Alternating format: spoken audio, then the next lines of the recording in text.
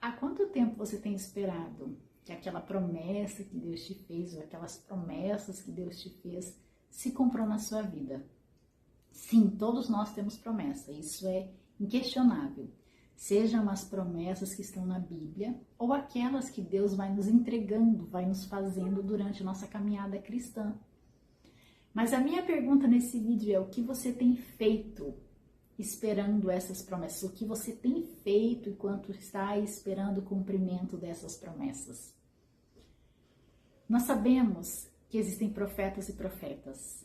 E a Bíblia é muito clara, Paulo nos fala em Tessalonicenses, em Coríntios, para que nós devemos julgar a profecia e não o profeta, que nós devemos prestar atenção e reter aquilo que é bom. Nós sabemos disso.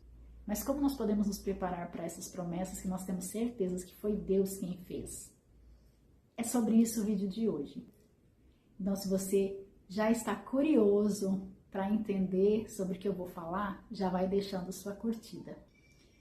Eu me pego às vezes pensando, porque como você, eu tenho muitas promessas. Principalmente para quem cresceu na igreja, nós vivemos num ambiente onde nós recebemos muitas promessas de Deus. Muitas já se cumpriram e algumas, às vezes eu tenho a sensação que estão longe de se cumprir, mas o dono do tempo é o nosso Deus. E às vezes você está se questionando aí hoje: meu Deus, há tanto tempo eu recebi uma promessa, eu ainda era criança, isso não aconteceu. Eu estou aqui para te dizer que além do tempo perfeito de Deus, tem a parte que nos cabe. E como é que eu posso te confirmar isso? Quando nós vamos para a Bíblia, nós vemos inúmeros personagens que durante a sua vida alcançaram um alto patamar, mas durante esse período de caminhada até esse alto posto se prepararam.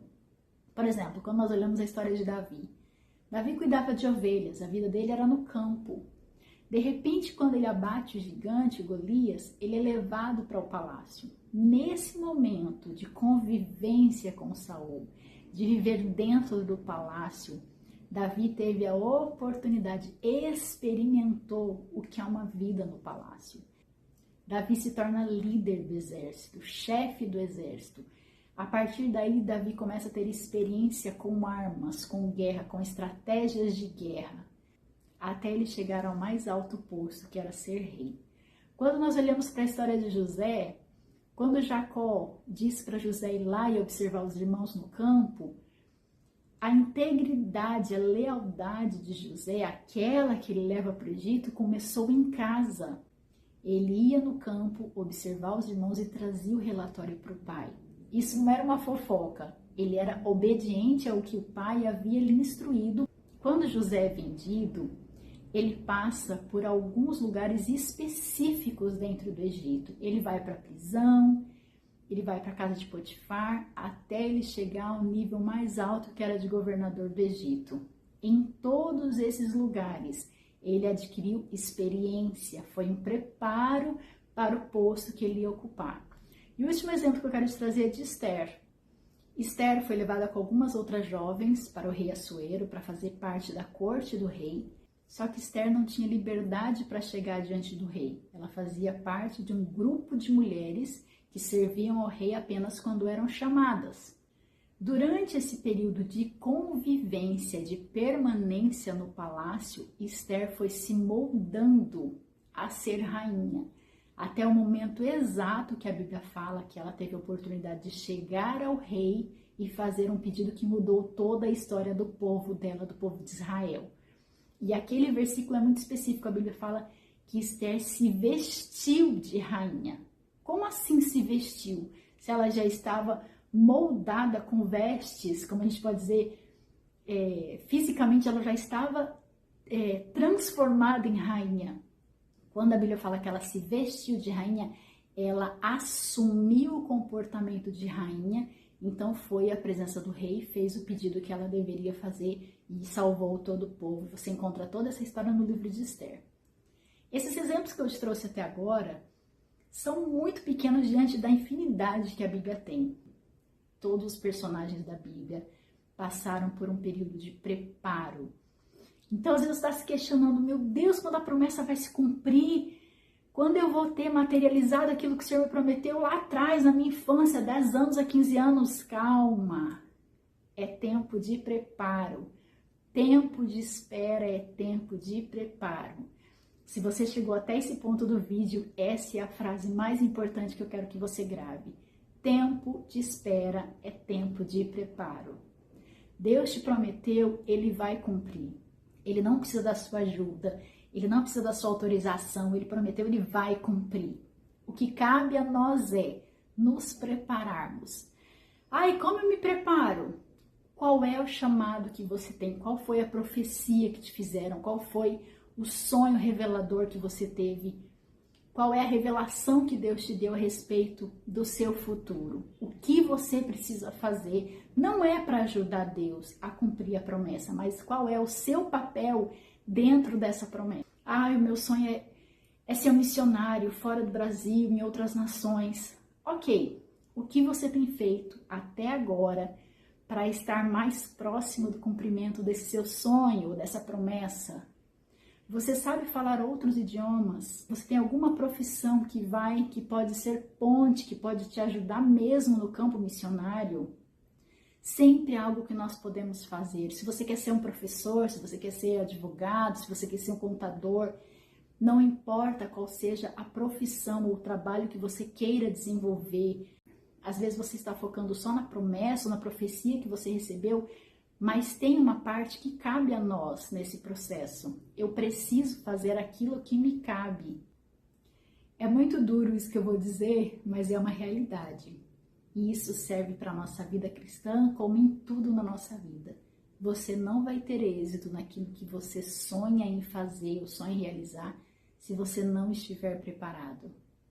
Entenda uma coisa, o tempo de espera para o cumprimento da promessa já é o cumprimento da promessa em si. Eu vou repetir que eu quero que você grave isso para a sua vida. O tempo de espera para o cumprimento da promessa já é o cumprimento da promessa em si. Porque a promessa, nós não temos dúvidas, Deus vai cumprir, mas eu tenho a minha parte a ser desenvolvida nesse processo. Eu preciso cumprir a parte que me cabe nisso. Deus é poderoso, Ele vai fazer, mas e eu? Independente de como eu esteja, Ele vai cumprir. Mas é muito melhor eu estar preparado para quando esse dia chegar, não é mesmo? A minha pergunta para você hoje é: como você tem se preparado para o cumprimento dessa promessa? Como você tem se movido? O que você tem feito? Às vezes você fala, mas o que eu quero fazer, eu não preciso me preparar. Sempre é algo que nós podemos fazer. Aquele livro que você deixou de ler, aquele conselho que você recebeu e não levou muito a sério. Eu gostaria que você pensasse o seguinte: Deus vai cumprir. Só que seria tão perfeito, tão mais excelente eu estar pronta. Não espere que as coisas se tornem mais difíceis para que você comece a entrar nos eixos, vamos dizer assim. Não espere as coisas ficarem mais apertadas, porque às vezes você pensa assim, meu Deus, está tudo tão difícil, será que não é Deus tentando te tirar de onde você está e te fazendo mover para que você acelere o processo? Deus não tem pressa, Deus faz tudo no tempo perfeito, mas às vezes Deus cria situações complicadas, situações difíceis, desequilibradas, para que nós nos mexamos, porque Ele vê o que já está pronto. Nós que ficamos aqui tentando entender, como vai ser? Muitas vezes eu já me peguei pensando, Deus, como será quando o Senhor cumprir tal coisa? Até que eu entendi que para eu chegar no ponto onde Deus quer que eu esteja, eu preciso me mover, seja fazendo curso de idiomas, seja concluindo doutorado, seja tirando a carteira de habilitação, seja estando com os meus exames de saúde em dia, fazendo exercício físico. A gente muitas vezes costuma dissociar a nossa vida secular, a nossa vida profissional, a nossa vida sentimental, relacional, da nossa vida cristã. Nós temos uma única vida. Tudo se permeia a partir da nossa vida espiritual. Nem todo é espiritual, mas tudo é espiritual. Eu não sei se você já ouviu essa frase. Se um dia você quiser que eu fale sobre isso, eu trago esse assunto aqui. Nós temos que entender que nós somos espírito. Nós temos uma alma que habita num corpo. e é a partir dele que nós nos movemos. Então, quando eu entendo isso, que eu sou um espírito, eu me movo no espírito. O que eu preciso fazer para estar pronto?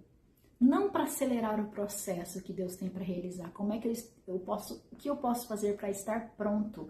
Para que a promessa de Deus realmente se cumpra, para que não haja tanto sofrimento. Sofrimento vai haver sim, porque nós lutamos contra as trevas. Mas o que eu posso fazer? Invista na sua inteligência emocional, invista na sua saúde, invista nos relacionamentos que você tem. Aquilo que não faz sentido, não perca tempo com aquilo que não agrega em nada na sua vida. Inclusive tem um vídeo aqui e eu vou deixar para você assistir se você ainda não assistiu. Não perca tempo com aquilo que não agrega em nada na sua vida. Deus nos deu a capacidade de nós escolhermos aquilo que nós queremos conosco e para nós. Então faça valer a sua inteligência, a inteligência que Deus te deu. E entenda que você também contribui com essa promessa que o Senhor te fez. Você é o principal envolvido na promessa que Ele te fez. Ele vai cumprir em você, então você precisa estar pronto. O meu convite é: saia desse marasmo. Coloque em prática aquilo que você devia ter colocado há muito tempo. Você precisa ler mais a Bíblia, você precisa orar mais, você precisa jejuar mais. Eu não sei o que você precisa fazer. Mas pense, coloque diante do Senhor e comece a se mover. Aproveite e use o tempo de espera. Tempo de espera não é ficar simplesmente sentado e crendo que Deus vai fazer, querendo ou não, Deus vai fazer. Sim, Deus vai fazer, mas você precisa estar pronto. O meu desejo é que esse vídeo te encoraje a você fazer o que precisa ser feito. Não para acelerar o cumprimento da promessa, mas que você viva a promessa com excelência, com mais vigor e com mais alegria ainda. Porque tudo que Deus faz é perfeito e bom. Levante-se, tome um posicionamento a partir de hoje.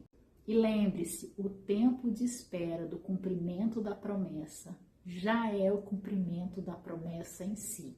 Você não está sofrendo à toa, você não tem chorado à toa, você não tem sofrido tanto à toa. Use esse período, além de todo sofrimento, de toda aflição, para crescer em Deus, se fortalecer, porque essa fase vai passar e você precisa estar bem emocionalmente, fisicamente e espiritualmente para viver tudo aquilo que Deus te prometeu.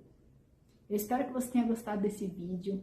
Se você ouviu algo que você nunca tinha ouvido, se você tem algo a falar sobre esse assunto que pode abençoar outras pessoas, deixa aqui nos comentários.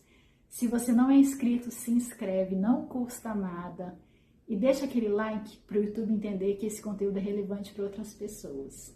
Eu oro para que todas as promessas que o Senhor te fez te encontrem na mais perfeita condição emocional e espiritual e que você alcance os lugares mais altos dessa terra. Nós nos vemos no próximo vídeo. Que Deus te abençoe. Tchau!